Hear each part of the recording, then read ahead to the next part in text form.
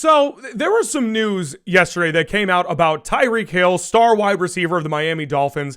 And to be completely honest with you, I haven't seen nearly enough people talk about this particular news. I didn't see it too much on social media. I definitely haven't seen it too much on national TV. So I figured, you know what? I'll talk about it. Because unfortunately, it's not a pretty conversation. In fact, it's a very disgusting and concerning conversation. So the news that came out yesterday was that Tyreek Hill's estranged wife alleged in court filings that he committed domestic violence, which the Dolphins receiver vehemently denied. According to documents obtained by TMZ, Keita Vaccaro alleges that 8 separate incidents of domestic violence in filings related to the couple's divorce case. Now, I don't know about any of you watching this video, but domestic violence is probably one of the worst things that a person could ever do, maybe even the worst thing a person could ever do. It's something that is so shameful and disgusting and just straight up wrong that I can't stand anybody that tries to make any excuses or try to defend it in any sort of way. And the unfortunate truth for someone like Tyreek Hill is that there really is no defending him in any situation here, especially because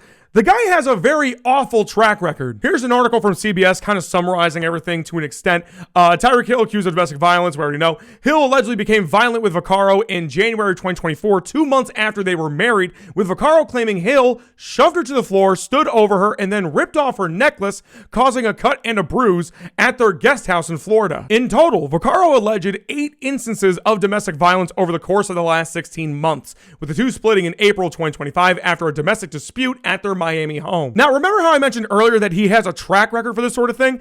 Hill faced a number of off-field incidents in his career dating back to 2014 when Oklahoma State dismissed him after being arrested for punching and choking his then pregnant girlfriend. And in case there's anyone out there that may not believe that, he literally admitted to doing it and pled guilty. You can see the quote at the bottom where he says, "I did something I shouldn't have done. I let my feelings take control of me." Now, if that was it, that's already damning enough as it is for anybody. I don't care how long ago it was or how many years. It doesn't matter. That's a terrible, terrible thing to do to somebody. But at the very least, if that was it, then at least that's the only thing that anyone can point to when hearing any sort of incident involving Tyreek Hill. But of course, it wasn't. Back in 2023, as this article says, Hill was being investigated by the Miami-Dade police officer after he allegedly hit a man who worked at the Hallover Marina following a disagreement. Hill reportedly slapped the man in the back of the head after an altercation that began when members of Hill's group attempted to board a boat without permission. The man reportedly declined to press charges at the time. Or how about the time last year when Tyreek Hill allegedly broke Sophie Hall's leg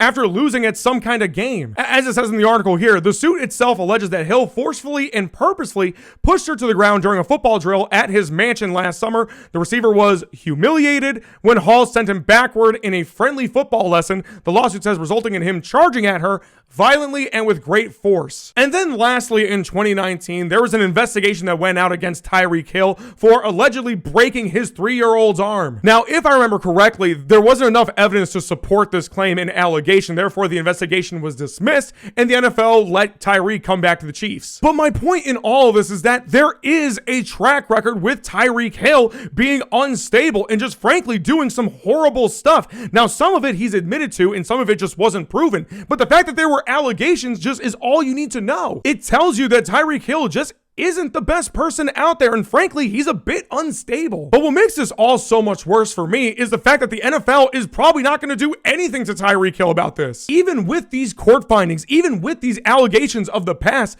I don't think the NFL is going to do anything to Tyreek Hill. They might do something minor like a game or two, but honestly, they've let stuff like this go on the wayside. And I don't mean to make it sound like the NFL only lets stuff like this, gets under the rug a little bit. I mean, obviously, we all know that Miles Bridges still plays in the league. He's still on an NBA team somehow, which makes this entire situation even more sad and pathetic than it already is. Because at the end of the day, Tyreek Hill is still universally recognized as a superstar wide receiver and an incredible deep threat. So I don't think the NFL is going to really care about this too much. But please let me know in the comments what you think about this entire situation. And until next time, peace.